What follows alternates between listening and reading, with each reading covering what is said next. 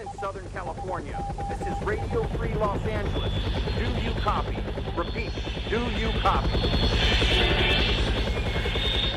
Now transmitting from behind the Iron Curtain in the People's Republic of California, we bring you the voice of free men, free markets, and limited constitutional government.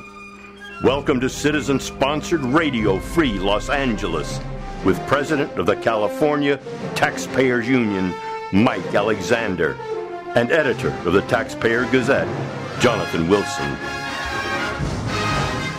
All right, hey, it's great to be back with you again. Mike Alexander, Jonathan Wilson here, Radio Free Los Angeles. We got a good show lined up for you tonight. Don't forget to call in at 866-870-5752. Right here at AM 870, The Answer.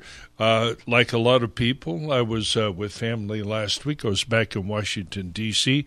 with a couple of my sons and several of our grandchildren, so it was a good week away, and we're so happy to be back. How about you, Jonathan? Where did you spend Thanksgiving? I just spent it right there in Pasadena. Did you? Yeah, okay. Just with some buddies, so all right. It was fun. All right, nice good. and relaxing. A bottle of Thunderbird and a turkey sandwich, right.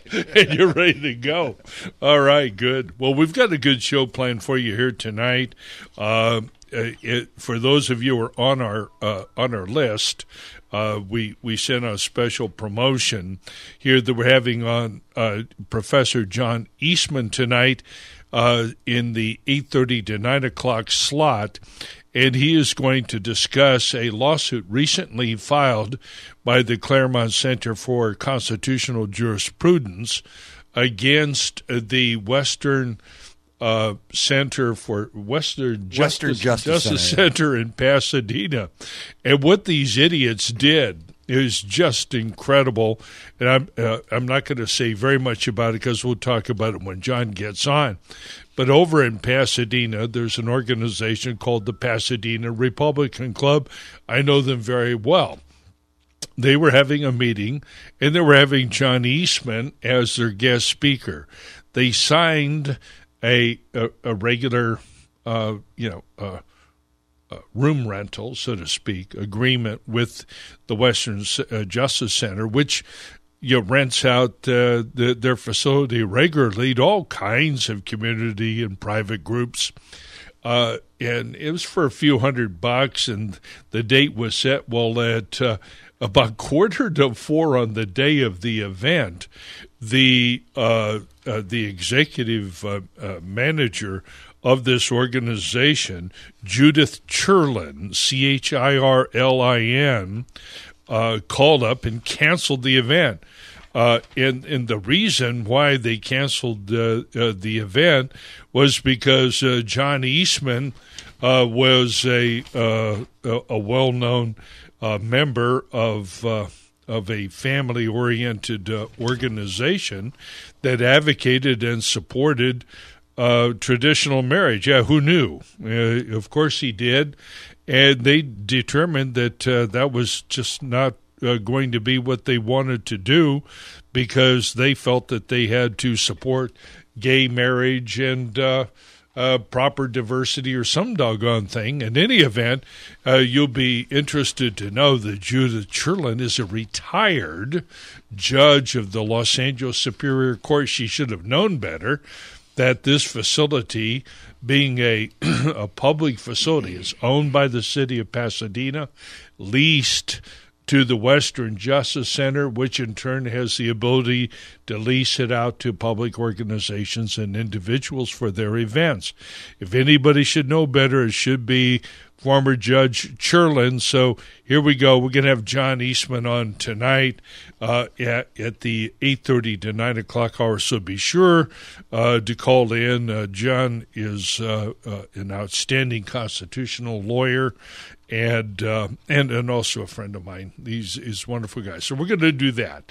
You guys should also know that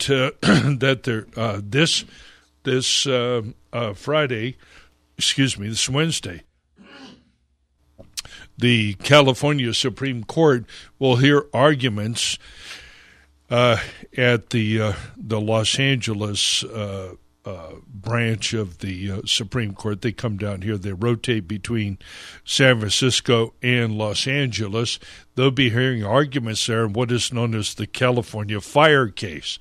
And as you will recall, the California fire case is one of several pension cases that are working their way up to the Supreme Court. And the basic issue there has been the Supreme Court's own rule, sometimes known as, that has become known as the California rule. And that essentially has held that an employee's retirement benefits cannot be taken away from them after they become employed unless they're replaced with something of equivalent value. As a result, the thought has been that we are unable to reform these runaway pensions that public employees have, which has led directly to probably a $1 to $1.5 trillion pension underfunding problem here in this state. Well, the California Supreme Court is going to consider whether they have this ability or not, and that's going to affect 2 or 3 other lawsuits coming through.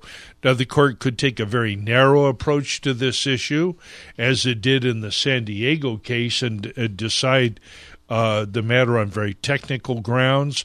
Hard to say. We'll see what happens, but this case will be argued on Wednesday, December 5th, and the oral arguments and the ultimate ruling will be very, very closely followed, and it will affect literally hundreds of billions of dollars worth of pension obligations here in this state. And any of you who are listening to us here on Radio Free Los Angeles know how much time and effort we've spent on this, and we are in a cycle, a downward cycle that we can't overcome here. And there's no better example than the county of Sonoma. And for those of you who might be interested in this, I picked this article up from the California Policy Center, and I'm not sure what their website is. I think it might be cpc.org or something like that. I'm ashamed to say that I don't have it handy right now, but in any event, up in Sonoma County, they had many years ago, like almost every other county and city in the state of California, including the state itself, jacked up pension benefits, but failed to provide enough revenue because they thought they had a surplus and they were going to invest their way through this whole crisis and everything was going to be fine. Well, it wasn't, and as a result, these obligations have been rising. Okay, no news there. But what was different in the Sonoma County case is that a fellow named Ken Churchill, yes, just like Winston Churchill, spelt the same way, Ken Churchill and some others who have an organization called newsonoma.org, they went to court and challenged the pension increases. And the basis upon which they challenged it was very, very interesting. They argued that the pension increases that were made back in the 90s may very well have been illegal, and they cited a provision of the California Government Code, Section 7507, which requires that the public be notified of the future annual cost of the increase. And in that case, Jonathan, you'd be interested to know that there's been no evidence that the county of Sonoma made those notifications or calculated what it would be. And in fact, the Sonoma County Civil Grand Jury was unable to find any of that evidence. And this appears to be the case throughout the state of California. So when we look at this situation,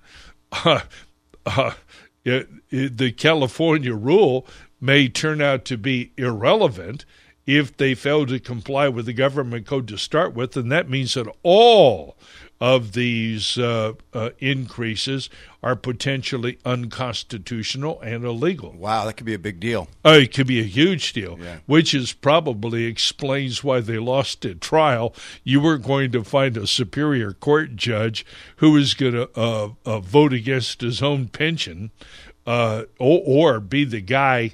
Even if he was willing to vote against his own pension, he probably didn't want to be the guy that blew up the state's retirees.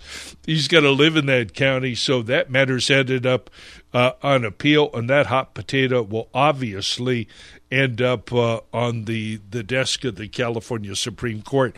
Very, very interesting. I've been in touch with Ken Churchill. He's got a lot more to say than that, and we're going to try to have him on the show next Sunday night at the 8:30 to 9 o'clock hour. So if you're interested in these big issues, and I know you are if you're listening to this station, you're going to want to tune in next week to hear him.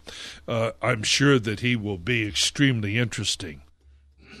All right, now a couple of other things have gone on this week. Talk about future shows. On Friday night, I had the opportunity to attend the local Winston Churchill Society's meeting at the Los Angeles Athletic Club on Friday night, and there we were able to celebrate with a glass of Winston Churchill's favorite champagne, Paul Roger. We were able to toast his 144th birthday. He was born, let's see, whatever. I'll have to go back and calculate, but he was born in the 19th century, as you know. But the most important part of the event was that the guest speaker there was Andrew Roberts, who's a well-known historian, did a fabulous biography of Napoleon here a few years ago, and he has just come out with his new one-volume history biography of Winston Churchill, and the title of the book is Churchill, Walking with Destiny. And Andrew Roberts was a scintillating after-dinner speaker. The book is great. I just picked it up on Friday night. It was published in London and just was published in the United States here last week, so we have a nice autographed copy.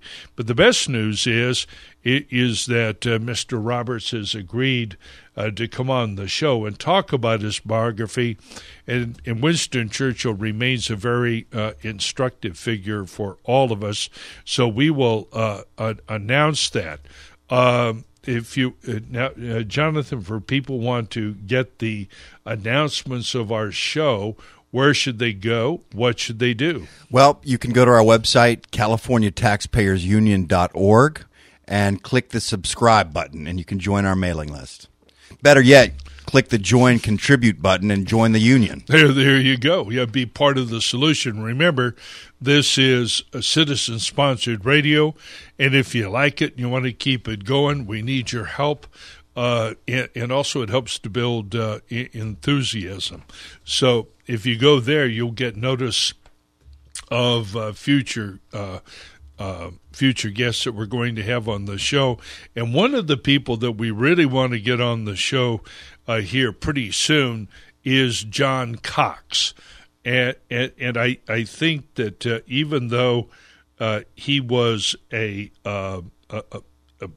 loser, there's no other way to characterize. He did lose that election, but what is often not realized is that in Orange County, we've been hearing all about Orange County.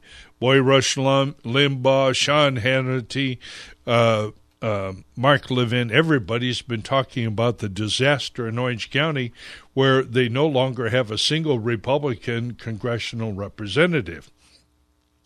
Interestingly, though, there was an article in the Orange County Register here, I think last week, and they pointed out something very interesting, and that is John Cox, even though he was the loser ultimately in the gubernatorial race, generated 40,000 more votes than the than the Republican candidates for Congress and for other offices generated.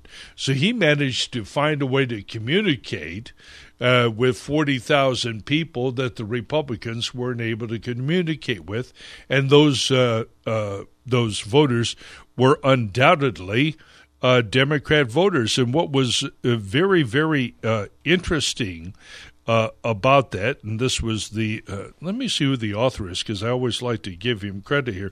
It was Luis Alvarado, who wrote the article, and I don't know if he's a reporter for the Times or in fact I know Luis. Okay, Luis Alvarado is a Southern California-based Republican political consultant.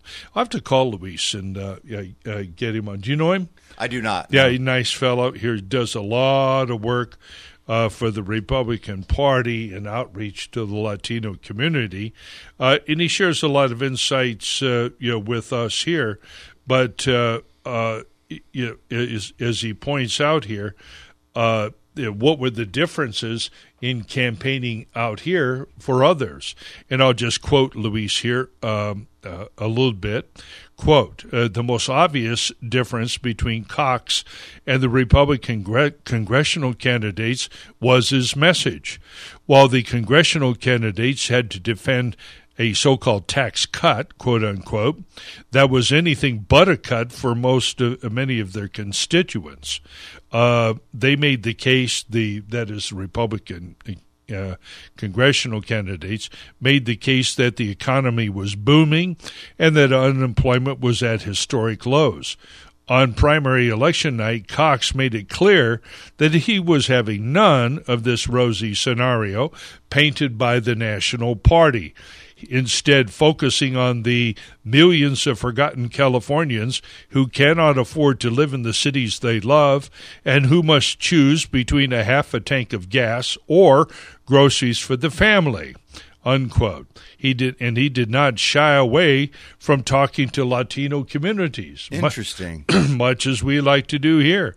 He talked about homelessness and, hey, listen carefully, failing schools and families falling through the cracks. He refused to let the press bait him into personal attacks on Newsom, obviously, or wedge issue politics. And in the end, even Gavin Newsom acknowledged that the issue voters cared about most was affordability. A recent PPIC poll testifies to how well Cox's message resonated with voters, who now list affordability as their number one concern. And I have to say that I absolutely agree with him. Excuse me.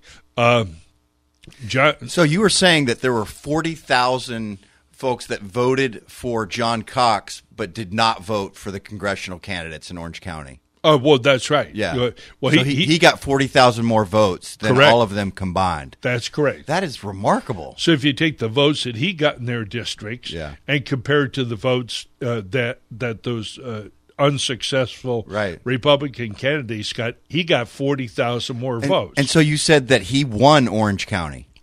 No. Oh, he didn't win Orange County. I don't think that he, no, I think he did. Yeah, I thought you said that earlier. Yeah, he won Orange County. Yeah. So what was different? It was the message. Now, we have talked here.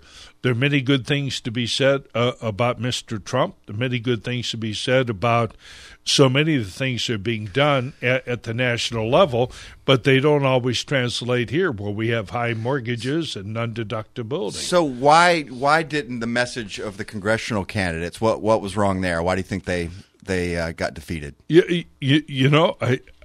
It's. You think they weren't strong enough? Well, I'm sure they weren't. Yeah. I think many of them ran away from Trump, ran away from the issues. But on the other hand, they were hobbled. But I think that I'll tell you something else. I think that a lot of the effort of the Republican apparatus, of the Democrat voter fraud machine was focused on them, on Orange County, and they didn't bother trying to to unload crooked votes. Well, I was talking to Sterling in our office, and Do you know what ballot harvesting is? Yeah. Explain that to me. And it's something that only occurs in California? Or Yes. it's legal? Well, it is Because young Kim Yeah. was on election night was 14 points ahead. That's correct. How did she lose that race? Well, she lost the race, and once again, none of us knows. I highly suspect that there's a lot of fraud going on here.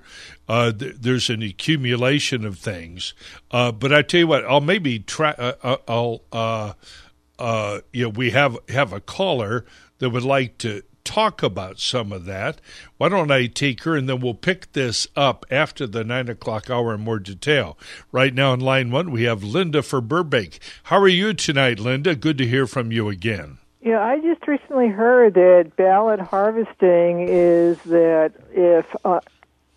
that somebody would take somebody's ballot to the polls.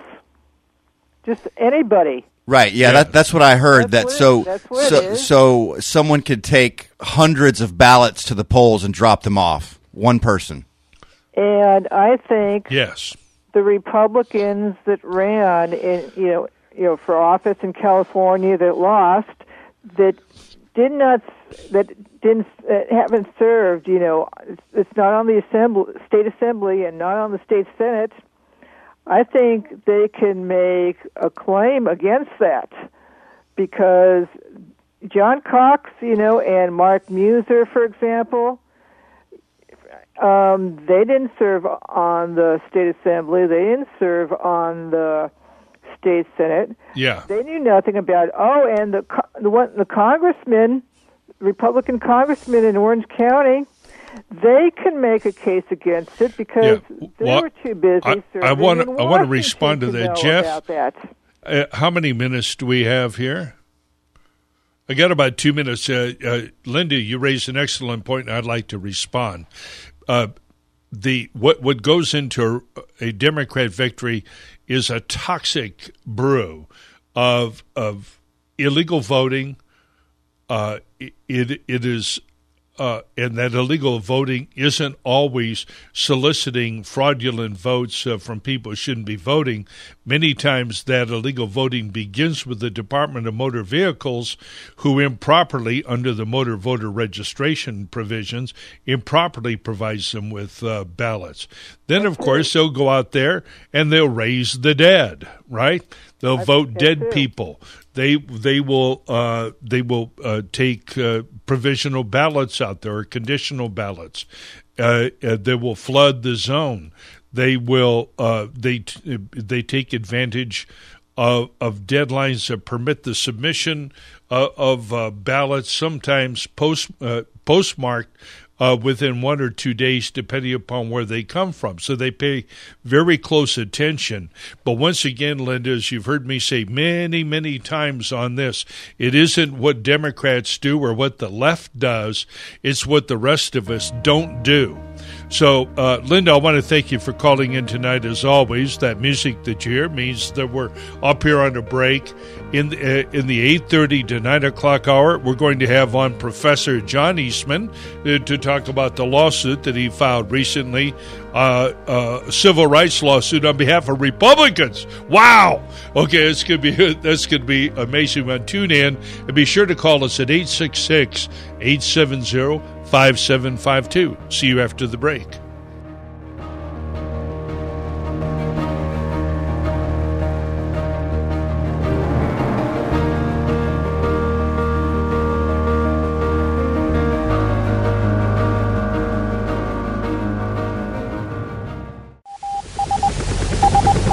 Come in, Southern California.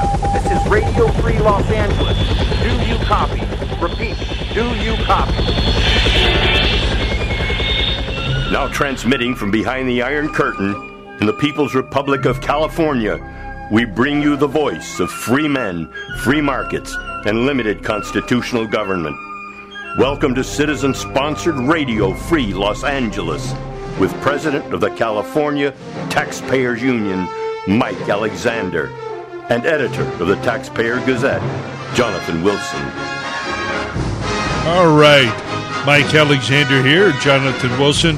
So happy to be back with you here. And also very happy to have as my special guest this evening a good friend and one of our leading constitutional experts in the United States, Professor John Eastman. How are you this evening, John?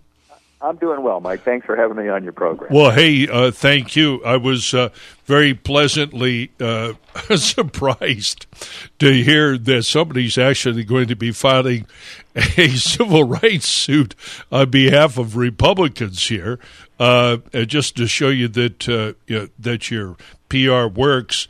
On, I guess it was Wednesday, I got this notice, and the headline was Claremont Institute Center for Constitutional Jurisprudence files lawsuit challenging political and religious discrimination by Western Justice Center and the city of Pasadena. Amazing. Maybe you could tell us the facts of that case, John. Well, the Pasadena Republican Club invited me out to give a speech about the Supreme Court a year and a half ago now, and 3 hours, and they had a contract to hold the event in the public meeting space over at the Maxwell House, which is a facility owned by the city of Pasadena and leased to the Western Justice Center for $1 a month. And the Western Justice Center is supposed to make that space available for community meetings and that sort of thing. And they had even acknowledged that I was one of the leading constitutional scholars in the country. And then about a little less than 3 hours before the event was to start, the executive director of the Western Justice Center notified the president or the speaker bureau head of the Pasadena Republican Club that the speech was canceled because I was affiliated as the chairman of the board of the National Organization for Marriage. And wow. They were quite explicit that it was because of my viewpoints, or not even my viewpoints, but the viewpoint of an organization with which I'm affiliated. and what was most stunning to me is the person that did this, it was a retired judge. Right. And sitting on the board of the Western Justice Center are a lot of very prominent judges, state judges, federal district court, even the U.S. Court of Appeals for the Ninth Circuit. Right. Judges sit on the board of the Western Justice Center. They ought to have known better. Wow.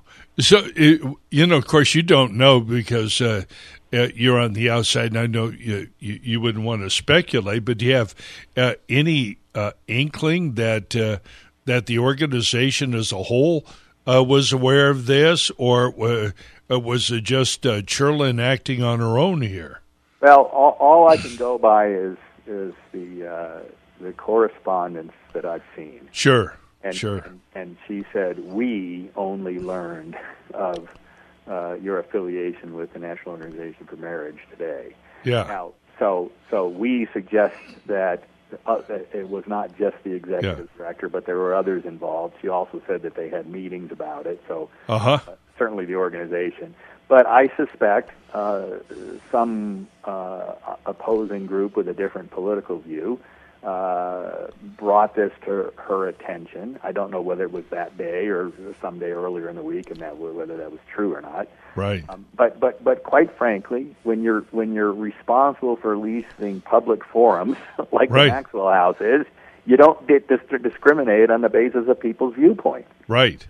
And as you made clear in the complaint, this property that they hold is, I guess they've got something like a 49 plus a 50-year lease, so almost the proverbial 99-year lease in combination, and they rent this property from the city of Pasadena for $1, and then they use it for the general charitable purposes or other purposes of a 501c3.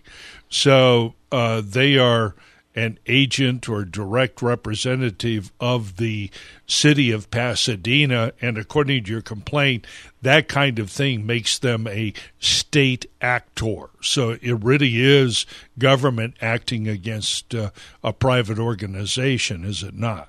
Well, I believe it is, and on two grounds that we raise in the complaint.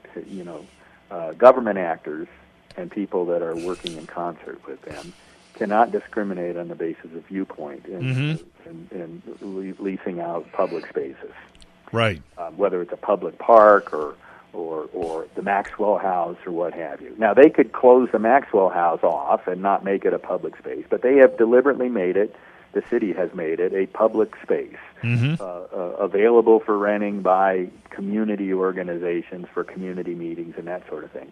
And the city doesn't get to discriminate on the basis of viewpoint, and they can't shield themselves from the Constitution by leasing it to $1 a year to some other organization that would do their discriminating on the basis of viewpoint. Right. So that's one count, and then they were quite explicit. It was because of my affiliation with the National Organization for Marriage, which in its mission statement, it defends marriage between a man and woman and the faith communities that support marriage. And so there is a religious discrimination at issue here as well. I know, but it was great. I don't know if they intended to do it or not, but they gave you a nice, neat, factual issue to litigate. They specifically stated the basis on which they were denying or canceling the event contract, and so you got to wonder about all those judges on there,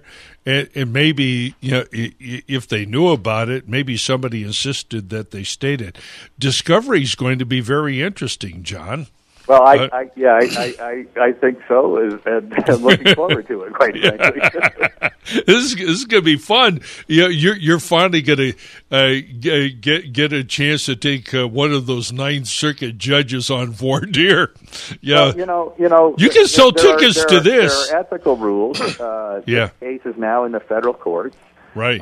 Those judges ought to recuse themselves from it. But quite frankly, given the discriminatory conduct being engaged in by the Western Justice Center here, they really need to resign from the board of this organization. Yeah. Because we have rules about being members of discriminatory organizations when you're sitting on the federal bench. Right. Exactly. Those canons of what do they call it? Judicial or just the canons, whatever. Right. But these guys that I started. Of course, I know Lynn Gabriel, and when I read through your complaint, and Lynn, if you're listening, I'm not laughing at you, dear. I'm really not. But it is almost comical. Left-wing organization run by a bunch of judges and lawyers, shutting down a political club in Pasadena, in a state in which the Republicans are on the wane, but it isn't bad enough that they have no more political representation in the county. They're going to take their speakers away, and they cancel it late. And then Lynn Gabriel still goes to the location. She's got to meet everybody and send them on to the University Club where you did have it. What was the attendance like that night? It was a good-sized room, but I'm told that that the attendance was down over normal, and with a nationally known speaker, they had actually anticipated a much higher than usual attendance. Yeah. So it's pretty clear that the last-minute cancellation and then having to scramble to find another venue and then redirect people to that absolutely had an impact. It appeared to me by canceling at the last minute as they did. That they were trying to force the cancellation of the event altogether, or at least significantly disrupt the attendance, and that infringes on the free speech rights of every member of that organization that had wanted to hear my comments about what was happening at the Supreme Court that term. Right. Yeah, it's just outrageous, and these guys. I don't know what they're going to say in defense, but I did read somewhere, either in the press release or in the complaint itself, that Cherlin attempted to ground her cancellation of the event upon some other public policy objective that is of of using the proper, encouraging some type of a embracing, open tolerance for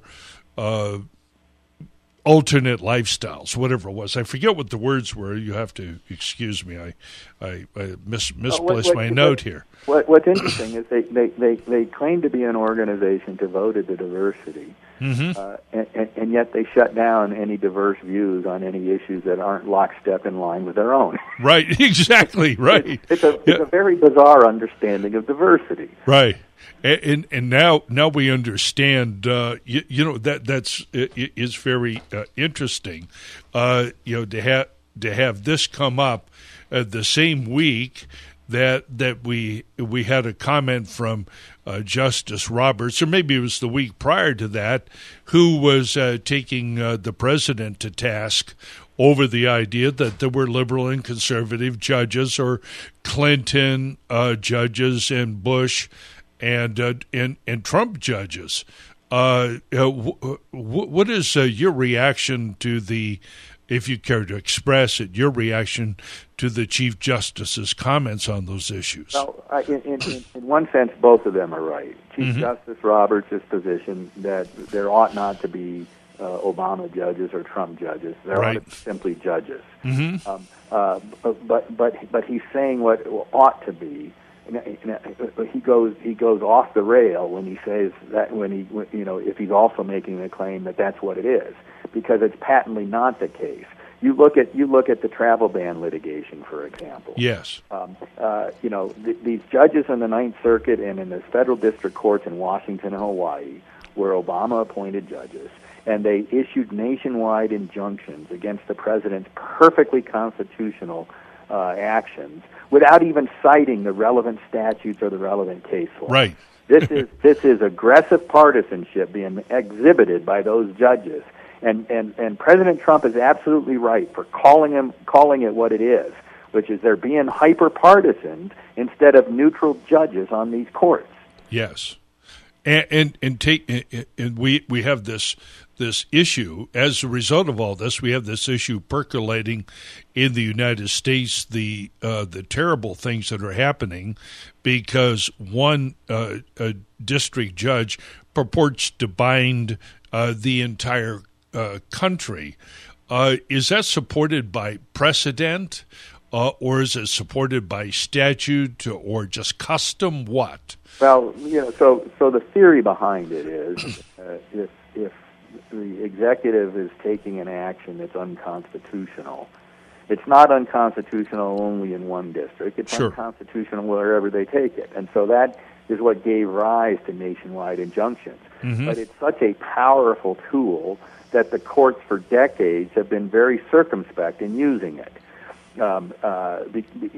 Because you don't want a single district court in El Paso or in Hawaii or in Dallas, Texas, or in Nebraska, setting policy for the entire nation, which is what these injunctions have started to be used.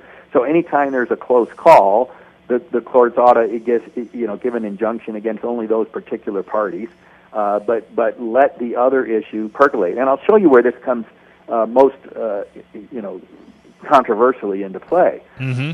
Back in the travel ban cases, a Democrat-appointed judge up in Boston had already upheld the president's authority, which was the right answer and one that the Supreme Court ultimately settled on as well. But a judge in Seattle issued a nationwide injunction, which meant that the administration couldn't even enforce its policy in a federal judicial district in Massachusetts where it had already been upheld. Right, right. Exactly. Now, what is the solution there, John? Is there something the Supreme Court needs to fix, or should Congress use its Article 3 authority to regulate the courts in these matters? Well, I think both. Although Congress restricting the jurisdiction of the court to issue nationwide injunctions is an open question, I think. Congress has the constitutional power to restrict the subject matter of the courts. I think it would be an interesting question whether they could, restrict the remedies available in Yes. the subject matter that are there. But Right. but what we learned again in the travel ban cases are very enlightening. What we learned there one aspect of those cases involved the revocation of visas by the Attorney General, which by statute is a non-judicially reviewable decision. Mm-hmm. Right, and when the government attorneys argued that before the Ninth Circuit, they practically laughed at him, saying, "Are you telling us we don't have power to do what we want here?" So if Congress were to restrict their jurisdiction, I suspect we would find a lot of judges saying Congress can't do that. Yeah, right. Even though the Constitution's quite clear that Congress can. So Yeah, I think the Supreme Court needs to fix this. Justice Thomas, in his concurring opinion in the travel ban cases, invited reconsideration of this notion of nationwide injunctions, particularly by a single trial court judge. And maybe at the end of the day, we're going to get a rule that says you can issue an injunction that applies only in the geographic territory over which you have jurisdiction. Mm-hmm. And if there's going to be a nationwide injunction issued, it's going to be issued by the Supreme Court of the United States, not by a single trial judge. Right. And so it seems particularly because of what they've been doing. I mean it's one thing to issue an injunction in a regulatory matter, maybe some issue relating to the EPA or labor law. I mean, we can think of 100 or 1,000 different issues, but when you're dealing with the president's prerogatives under national security, and that's where all of these things touch. Whether it's immigration, ultimately it's connected with the president's power to defend the country, and now we have a single judge setting himself up as the counter president and arriving at different substantive judgments from the president. Well, that's why we have an election and elect that one guy because we like the way that he thinks about problems. I didn't think anybody voted for that judge up in Seattle or the judge Right. over in Hawaii or the judge that just issued the nationwide injunction on the caravan issue. And what they are doing is usurping power that under our Constitution, Article 2, rightly belongs to the president. And in this case, it belongs to the president, and it's bolstered by statutes of Congress, adding to the president's inherent constitutional authority. Right, and you're a man, and of course, the judges as well, who makes his living off of and firmly believes in the rule of law. But when we have judges, they go so far out in these clearly political questions. These are issues that the courts have tried to avoid over the years, and they draw the courts, they draw the judiciary into disrepute.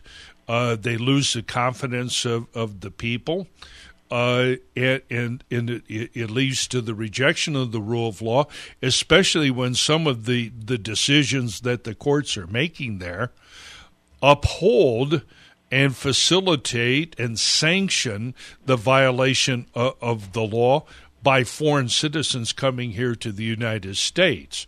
And it leaves a lot of average people in the position of wondering, why am I obeying the law? Why are we held to such high standards in taxes and regulations, even down to parking violations and code violations? There's an infinity of laws that everybody has to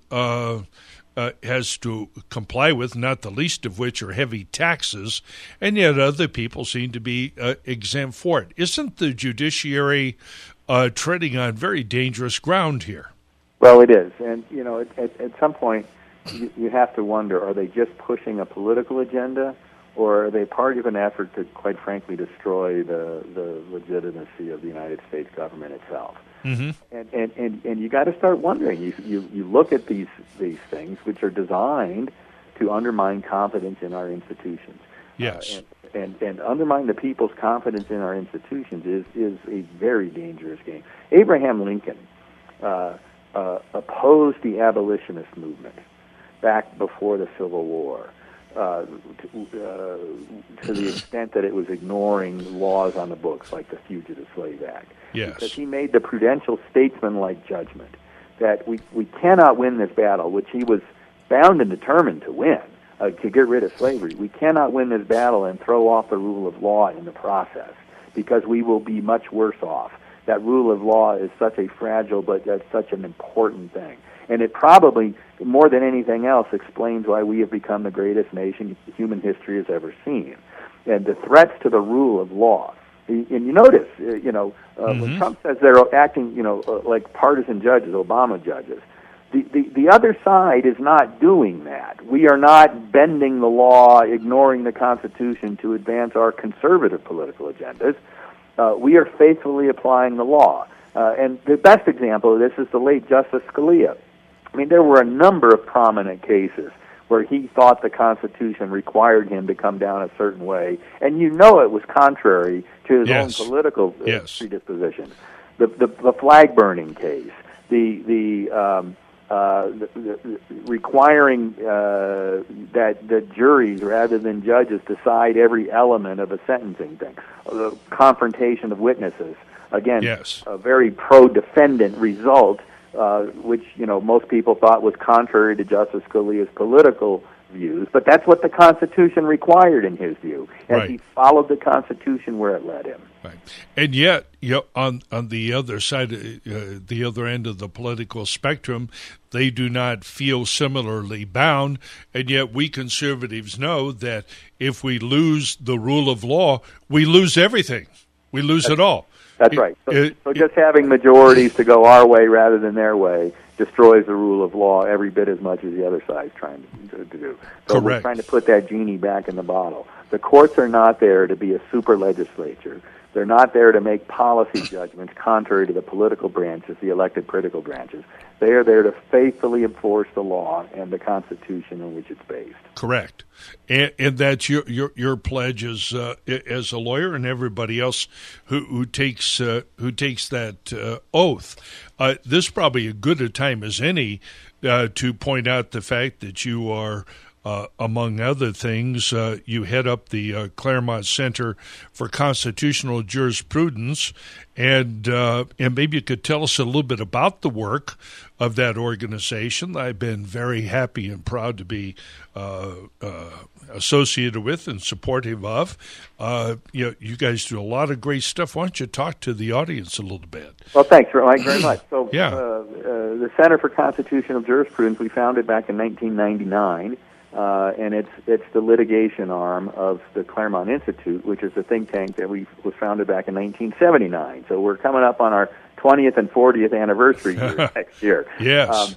The think tank part of it, its mission is to recover the principles of the American founding and restore them to their rightful and preeminent authority in our national life. Mm-hmm. And what are those principles? Well, they're articulated better than anywhere else in the Declaration of Independence.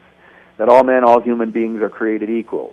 That because of that, we are endowed by our Creator with certain inalienable rights. What does that mean? They exist prior to government. They're not the gift of government. And among them are life, liberty, and pursuit of happiness. And that legitimate governments are formed to secure those rights. Not to take property from one group and give to another and do all those other crazy things that government seems to be doing now. It's to secure individual fundamental rights that are God-given. And the entire structure of the Constitution, if you understand it correctly, is based on those fundamental principles. The consent of the governed, the right to alter the government when it's not being protective of your rights. All of those things are built into the structure of our Constitution. And we've lost that over the last century. We've lost that understanding. And the mission of the Institute is to recover that in the academic circles, and then the mission of our litigation shop was to recover that through strategic litigation, and we've been very successful. We've been involved in probably about 150 cases before the Supreme Court over the last 2 decades. Amazing. Most of the major constitutionally significant cases the court has considered. Mm-hmm. Hey, John, I've just got about a minute and a half left here before the hour. I want to thank you personally. For those who who want more information about you and what you're doing, to get on your mailing list and to learn more about the Claremont Institute, particularly the Institute on Constitutional Jurisprudence, where should they go and whom should they contact? Well, the website there is claremont.org, CLAREMONT.org, and they can read about our fellowship programs, they can read about our litigation center, they can read about our Claremont Review of Books and subscribe to that. Incredible publication. Learn about our big events like Constitution Day that we hold in Orange County, or our annual Churchill dinner. And if anybody's out there that would like to support us, it's a nonprofit. And of course, we don't get we don't get any government money. We don't get a lot of major corporation money. Yeah, that's for sure. We rely on individual donors, and they could sponsor one of our Lincoln or Publius or Marshall Fellows. They could sponsor a table at one of our big events. We'd love to have the help. Fantastic. Hey, that music you hear means it's the end of the half hour. John, thank you so much. Regards to your wife, and we'll be talking soon, and hope you'll give us an update on the lawsuit. Thank you so much. Take care, sir. Good night. Mike Alexander, Jonathan Wilson, Radio Free Los Angeles. Back with you after the 9 o'clock break.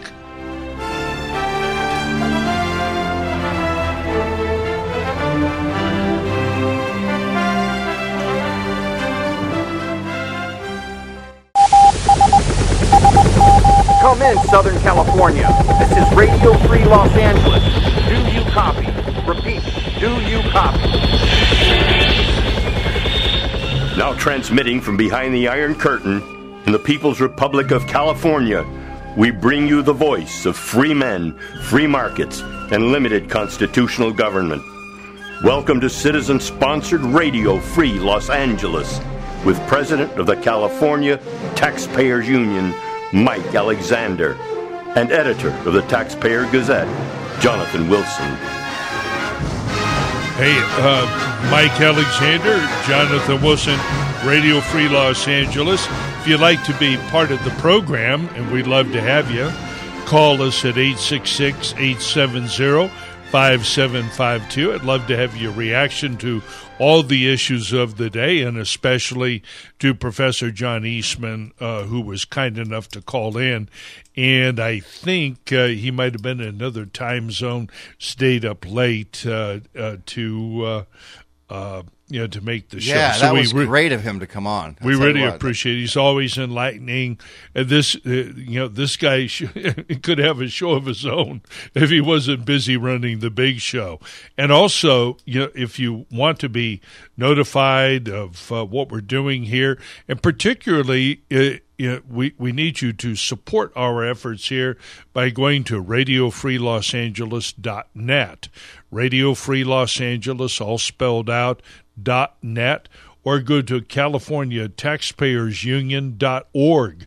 Either place you can contribute, and your contribution will help to keep the show on the air and to expand our activities and to keep this going. But most important, you'll know what's going on. Now, you think that maybe things can change, but look what is happening in Paris, where they're actually having violent taxpayer revolts. I thought that was something the crazy Republicans did here in California. Oh. Yeah, that makes our tax fuel revolt look mild, I guess. I'll tell you. Well, I'm going to have to learn more about that. It's really amazing. But right now, why don't we take some calls? We haven't had any calls yet. And we got Michael from Encino. How are you tonight, Michael? Can you hear me? I can definitely hear you. Yeah, no, I'm fine. Thank you for asking. You're welcome. I had a question for Professor Eastman. It's obvious that there was rampant voter fraud in the form of, dead people voting or whatever, but especially non-citizen voting, whether it be illegal aliens or legal aliens voting, and that took its toll in Orange County, and it also hit the LA County Sheriff's race quite heavily, where I suspect you had a large illegal alien voting contingent to put Deputy Sheriff Villanueva to victory because he's made pronouncements how there will be no ICE agents allowed in county jails. Right. So is there any action the federal government can take, I mean forcible action that cannot be resisted by the state or obstructed by the state, to investigate this sort of voter fraud? Well, let me. Anything the federal government can do, because if there isn't, then it's game over, basically. Oh well, yeah. We've got a lot of problems in that area. Let's start with whether the federal government can do something. There is national legislation that affects voter registration, and it's clear that here in the state of California, at least a dozen of our counties are out of compliance with federal voting registration requirements dealing with the maintenance of voter lists, who can be registered, who can't be, proper identification, and so forth. Not necessarily voter ID, but there are a number of requirements that must be met to ensure that those who are voting are in fact entitled to vote. So there is a legal basis. I'm aware that the Justice Department has sent letters to the various registrars of voters in these counties, and that they have been, by and large, ignored. Ultimately, the Department of Justice could take action against these registrars of voters. Third, with regard to specific actions that constitute voter fraud, voting the dead, so forth and so on, those are actionable under state law, and can sometimes, they can be.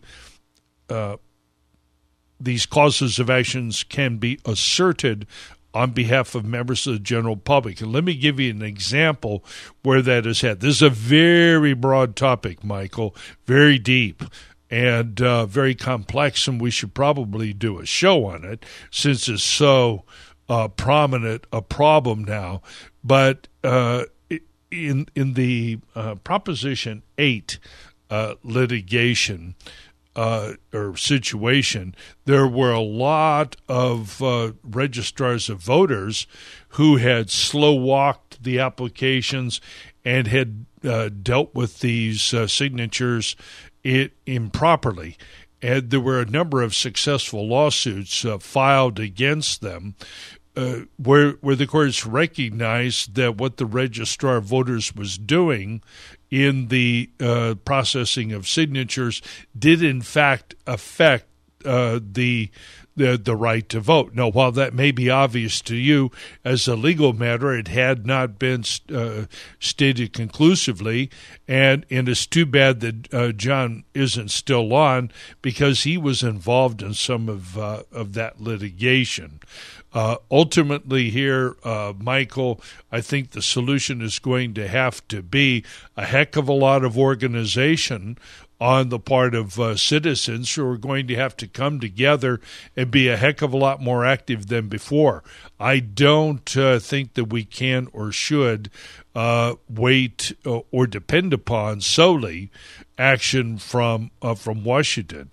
Mr. Trump's busy. The Department of Justice is busy. But, boy, we're going to have to start paying attention. Unfortunately, California's so far left that a lot of people think they shouldn't bother with us. You and I obviously disagree. So, Michael, I want to thank you for calling and raising the subject here. Next up here is Bill from South Bay. How are you, my friend? Yes. Hi, Mike. Hi. Good to talk to you and your co-host. Yes, sir. Appreciate the work you both do every week. It's very informative and thank you. Informative. Glad to have you. You're welcome. Thank you. Did you grow up in California, or did you native California? Okay. All right. So you really have a sense of history. You really do. I do. Okay. Here's my question.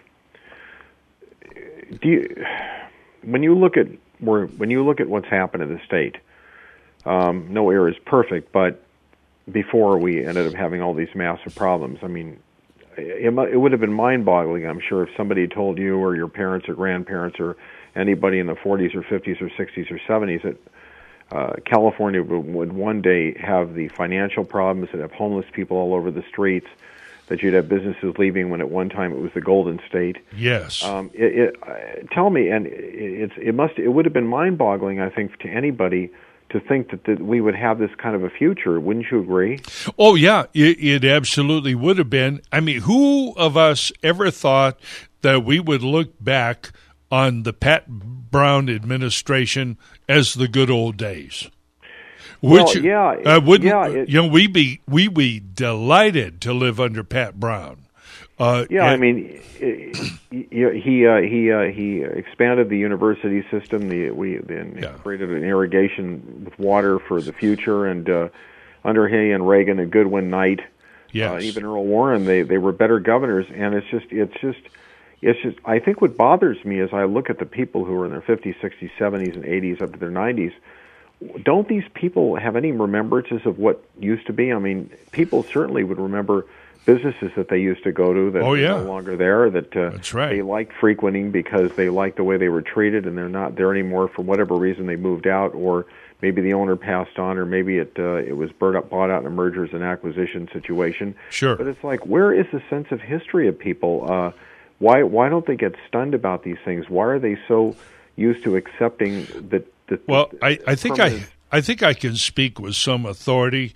Yeah. Jonathan, not only because I'm a California native, right? Yeah. But because of the things that we've done over the last 10 years and being heavily involved in electoral politics. And I think that people out there are in fact outraged and they are frustrated. But what happens is that they don't engage. They don't know how to engage, or they decline to engage. They're just not as active. They want to stick to their knitting. And in many cases, we are finding that conservatives and people who do have this sense of history are in fact aging, and there's many people in that 60 and 70-year-old range that are just checking out. Sometimes they move out, and sometimes they think, well, it's too complex for me. I'm just going to be retired. I'm going to leave that to younger people. The problem is that when you leave it to younger people, you're leaving it to the people who have been brainwashed, propagandized, and deliberately made ignorant of our history, not only American but California history as well. And they just when they hear conversations like the one that you and I are having, they say, "Oh man, he just got two old duffers taking a walk down memory lane again, and I hope they have their teeth in." They're so dismissive. But the fact is there are a lot of younger people who know that something's wrong out there. And the fact is that there's still in the state of California, Bill, about 5, 6, or 7 million people who think about these problems more or less the way that we do. And included in that number of people are a lot of folks, a lot of younger folks who are Latinos, who are Democrats, who are dissatisfied with large parts of the modern welfare state, and that would be, in particular, would be our so-called school system. There's deep dissatisfaction on the part of Black and Latino parents, and between the 6 million children between K through 12 and their obvious 12 million parents, that's 18 million people that are stuck in that nightmare gulag they call a school system that wastes half of our school budget. And what are they getting out of it? So you see, it isn't just guys like you and me. They're looking back and say, hey, where the hell did California go? There are lots of young Latino parents and everybody else out there, young people who can't afford to live in this state, and they want to know where the hell is California going. So I think You're that right. the left in this state and these feckless Republicans who had the obligation to do this and blew the franchise, they just blew it out, trying to get cute. I think that it's a very precarious business and it's ripe. I don't want to compare us to Paris, but were you hearing about tax revolt problems or dissatisfaction in France up until now? I wasn't. All of a sudden, I wasn't. No, boom, no. there No. it is. These things can happen overnight. Hey, Bill, we got some other calls. Yes. I'm thrilled to have you as part of our audience here. Thank you. Thank you for your support, and we hope that you and others will go on RadioFreeLosAngeles.net and become supporters. If you'd like to be part of this show, call us at 866-870-5752. We now have Mike from El Segundo, who has a few comments on the recent electoral issues. How are you tonight, Mike? Fine, thank you, Mike. Yes, I spoke to you before. I'm the former El Segundo City Councilman, Mike Yes, sir. Robbins, and I thank you so much for your show, and I want everyone to really support it. Yes. I want to talk on two subjects if there's time. One is the Democratic Party just really corrupting our election system like you'd expect from a third world dictatorship, and the other is about the school bonds measures and how they're funded by the special interests that will get the money from our tax increases. Yes. Regarding our election system, ballot harvesting is a big problem. It's just the tip of the iceberg. Ballot harvesting, that law was passed by the Democrat supermajority to basically violate the security and sanctity of our votes and our ballots, because it allows labor unions to coerce their members into voting a particular way and then handing over the ballot so it cannot be changed or they cannot ask for a new ballot, and then having it turned in as the official vote. Also, they can have people going around to Republicans harvesting their ballots and throw them in the trash. Right. When the right. people think their ballots are being voted. The Democrats passed a law allowing people to take photos of their ballot or selfie photos of themselves with their ballot in the poll, which facilitates the Democrats buying people's votes and labor union bosses enforcing that their members vote the way they tell them to vote. Also, the Democrats have they're consolidating the local elections with the statewide elections, Yes. which tilts the playing field to favor the public employee unions as well as private unions. And also, we've made that candidates very who are point. well-funded. Yeah, we made that very point. Thank you. And there's a whole bunch of other ways the Democrats have been really taking away our right to vote. Gerrymandering is really bad in California, and there's other ways. I won't go into all of them now. I want to talk about school bonds. Yes. We had a bond measure, ES, a school bond measure, on the ballot in El Segundo this last November 6th election. And I went down to the county clerk's office and got photocopies of the Fair Political Practices Commission 460 forms. I know you know what those are, but yes. for the public that may not know, those are the campaign finance disclosure forms where they're required by law to report both their contributions and their expenditures.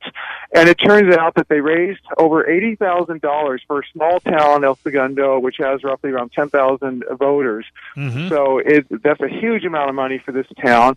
And almost all the money came in the form of $5,000 and $10,000 contributions from out of town and out of state construction related companies. So it came from construction companies, architect companies, from a geological company, from a company that does the building inspection consulting services. So what's happening is we have these private out of town, out of state businesses.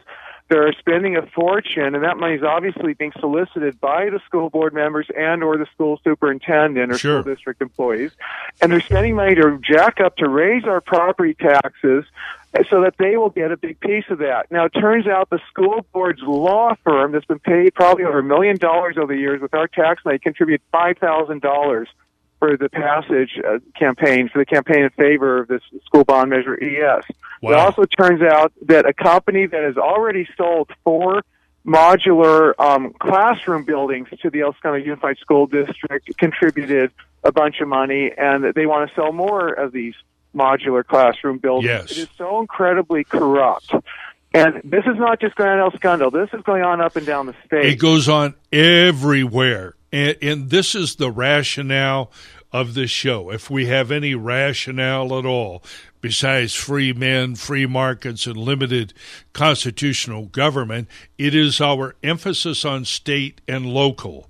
Of the money, I never tire of pointing out that state, federal, and local government spend collectively about $8 trillion a year. Half of that is spent at the state and local level. And for those of you out there who may be inclined to think that what Mike is talking about here is small ball, oh boy, who cares about what's going on in a little water-puddled town, El Segundo, not to be confused with the Chevron refinery, who cares? No, what Mike is saying is absolutely of overwhelming importance, and it goes on in every city, every county, every district. Mike has got it. Listen to him carefully, because this is what's going on. And when you think that the state and local isn't important, the accumulated impact of the state of California, it cannot be overstated. By ourselves, we are the 6th largest economy in the world. Why do you think that the left is so active out here? Well, let me put it to you this way. What would you do to control the 6th largest country in the world? That's what we're witnessing, a major revolution, and it is being financed with your own money. And for all of you who are average citizens out there who are just phoning it in, or think that Trump's going to do it for you, or that there's some rich Republican or something, it just ain't going to happen. Mike. Thank you, Mike. Everything you say is absolutely correct. And I also want to point out that the El Segundo Unified School District and school districts up and down the state have violated state law putting these school bond measures on the ballot, because they fail to disclose the maximum interest rate. And it can go as high as 12%. In El Segundo and up and down the state, they just say at a legal rate or at a rate permitted by law. That is illegal. The ballot statement summary for the bond measure must state the maximum interest rate that the taxpayers can be forced to pay. Also, what they fail to disclose is that the bond can cost taxpayers legally up to 4 times the amount they state after all the interest is paid off.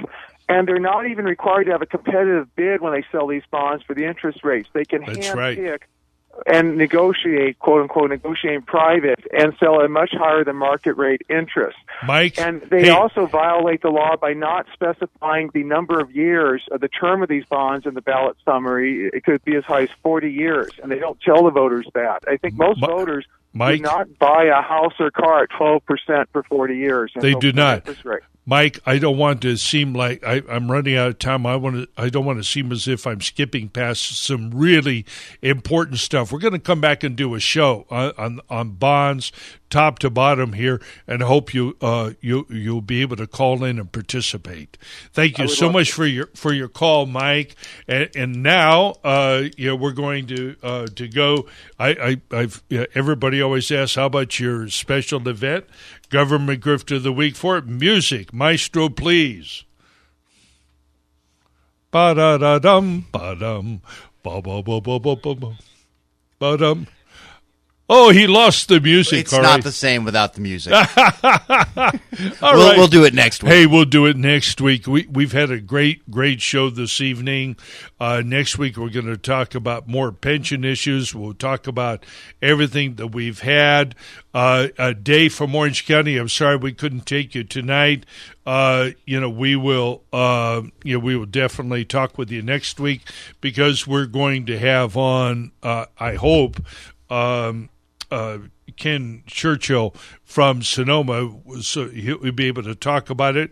And I hope to have a report on the oral arguments that take place in front of the California Supreme Court this week in Los Angeles on this very important issue. So it's been great being with all of you tonight, and I think that the state's on fire, and from the kind of reaction that we're getting to voter fraud and voting issues throughout the United States, I think that California is a place where we're going to get a considerable reaction, and if we don't do it, nobody else is going to. And if you think that Jim Brulte, who's now retiring from the California Republican Party, if you think he or the fat cats on the Republican side are going to save your bacon, they're not. They're not going to do it. If they were going to do it, if they woulda, they coulda. They didn't. Nope, it didn't happen. It's going to be up to you and me, and that's why we need you to go to RadioFreeLosAngeles.net or CaliforniaTaxpayers.Union.org. Become part of this movement. Contribute. Give us a little love. Jonathan, great being back here. Yeah, great Sunday show, night. Mike. Sorry, I just kind of sat here and listened to you and John Eastman talk. It was a fascinating conversation. Hey, well, it's good. We don't have enough time. We got some really good stuff coming up here in December and January. So, Jeff, thank you. Brooke, thank you. Basil Hoffman, who records our promo, thank you so much. We appreciate it. And we'll see you next week, 8 o'clock, right here on Radio Free Los Angeles.